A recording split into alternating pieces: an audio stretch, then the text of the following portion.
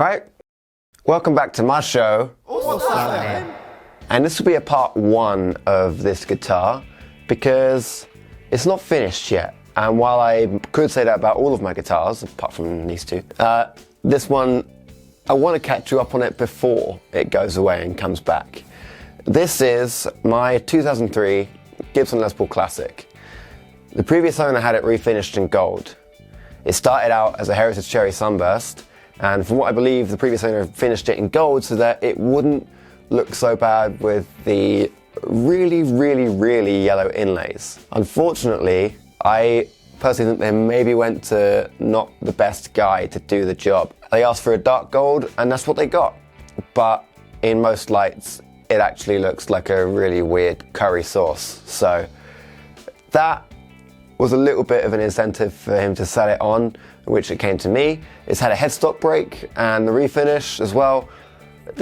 I bought it because it was a really good price for a really well playing guitar. It sounds and played amazing. I really enjoyed it. It had the stock nut on at the time, and installed were some Monty's PAFs. So I got Monty's PAFs in a Les Paul, which played great for a really good price. Monty's PAFs can go for a pretty high price just on their own. So I still think I did the right choice. Didn't come with a case. That's alright, because I've got too many cases as it is anyway. I've since done some modifications to it. The first thing I did was I looked for a nickel bridge. This here, I went to nickel because the tailpiece was nickel. I had some Clousson tuners spare, so I whacked those on. It's got the 8mm holes, so it was no problem, went straight in. And then I left it for a while. It was great. It did have the 2000s very small low rider humbucker rings, and that bothered me because I'm used to my 59, and my 59 just changes everything. I love it so much because of the way the bridge pickup mount is. It's taller, it sits flush, it's really comfortable on my hand, and it just looks so much nicer to me. So I did end up trying to find some online. Got some all parts ones, and they weren't tall enough. They were like just a little bit off. So I ended up keeping those, but finally I found the Gibson Historic rings from Rich Tone Music. Thank you very much, Rich Tone Music. It makes the guitar look a million times better. It really does. I love it. Also, a modification I made to it was I took it to a luthier. I took it to Simon of Psycho Setups, had a new nut put in, and I had a new electronics loom installed because the volume pot on the bridge when I got it was like sort of crackling out, and sometimes you wouldn't get any sound, so I had to get that looked at. I thought I could do it myself. I ordered a James Hematone wiring harness. Thanks, James. But I couldn't do it myself because it had one of those ashtray things where it all mounts to the middle, and I couldn't figure it, and I couldn't quite hack how to be clever about it and, you know, get it all working. So I ended up taking it away while I had my acoustic sent off. That's coming back soon, hopefully. He made me a lovely bone nut, handmade, beautifully done, really great. He crowned the frets, there's a little bit left in them, and he installed the previous humbucker rings, but I ended up taking them off when the guitar came back. It's been away for a while, but when I got it back, I was playing it, really loved it, because it just plays amazingly still, but the finish is still bothering me, because as you can see in some of the B-roll footage, it changes color a lot. You know, it's one of those guitars where I love the way it plays, but I most of the time hate the way it looks. In certain lights, when it does look gold, I get really excited because it's like I have a Goldtop, which it shouldn't be that way, you know? And it really bothered me, and the previous guy who finished it, he aged the binding with what looks to be a tea bag and then lacquered over it. So some parts were really brown, like basically the same color as the finish. Other parts were kind of natural cream. But it was so heavy and so thick that one night I'm watching Avatar with my lady, my fiance, and it's like 1 a.m. and I'm just taking a razor blade to the guitar and I'm just scraping away at this fake relicking that was on it because it just looked hideous. It was terrible. And I think I did a pretty good job. I did scuff up the finish a little bit, but here's why I was so reckless there. I figured it already looks pretty gross, so I can at least try and, you know, bring out some color. And what I did find is that did do the trick. Scraping away at the binding made it seem a lot brighter and it popped a lot more. The same can be said for the humbucker rings. When I changed the humbucker rings, the color popped even more because they were also a yellow. it was being washed out so much that it all looked the same color and it was kind of gross. So that really, really bothered me. But I'm really glad that I did that. And lastly, I changed the pickups from the Montes to the 57 Classics. Why would I do that? I bought this guitar when it had Montes in. Well, here's the thing.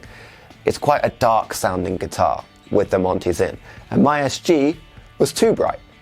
The SG had a mixed set of humbuckers in. Had a Tim Shaw in the bridge and a 57 Classic in the neck. And they were a little bit different outputs. The bridge was a little bit less and the neck was pretty high. The same for the Epiphone.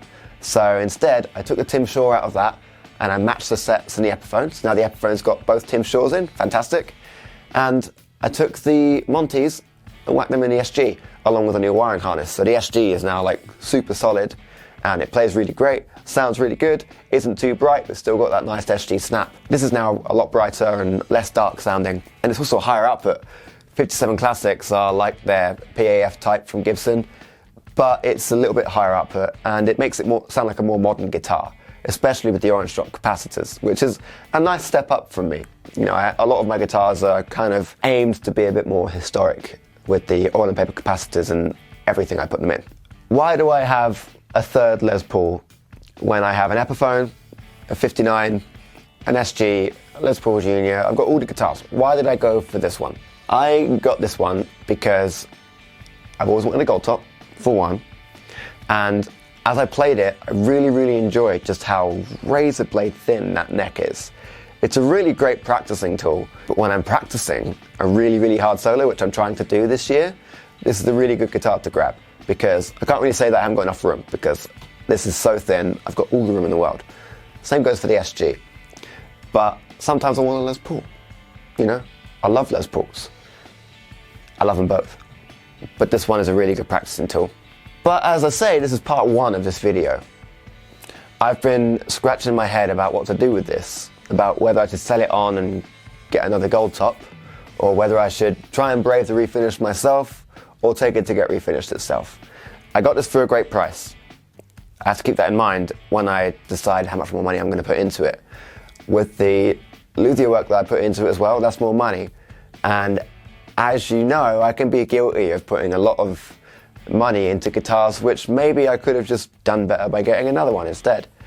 And I have thought about that, but I decided to eventually take this to get refinished. It's going away, hopefully this week, to Lewis Guitar Works with Pete Lewis. He's going to be refinishing it. Thank you very much, Mr. Pete. And I'm going to go for a nice historic antique gold with a dark back. What this was intending to be in the first place. But the problem with the finish is not only does it look terrible in most lights, it's really thin, it's like sunken into the grain, and there's not enough coats. And on the back, like, there's just dust in the finish. Like, there's just white flakes and everywhere, which looks terrible, and it really bothers me.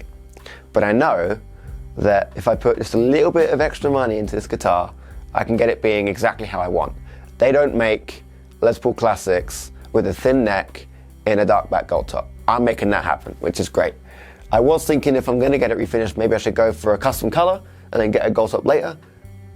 But I just wanted a Goldtop, and I couldn't think of a color which you can't get on the market, which would really be worth it. So sticking with the gold, and hopefully it should be okay. I really, really think it's going to turn out great. I've seen Lewis Guitar Works. He came to my college while I was there, and he showed off some of his stuff, and it was fantastic. Gavin Cox has one from Eastertown. I've seen one of his guitars. He's great. And the jury, like, Pete Lewis is a name around town. He's built guitars for a whole bunch of people. I've seen them, I've heard them, they're great. Like, so I know he's going to do a good job on this refinish. And we'll see it when it's back, hopefully before April, but we don't know because lockdown, for one.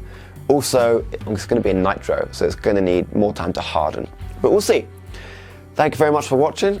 Here's what it sounds like, and I'll see you later.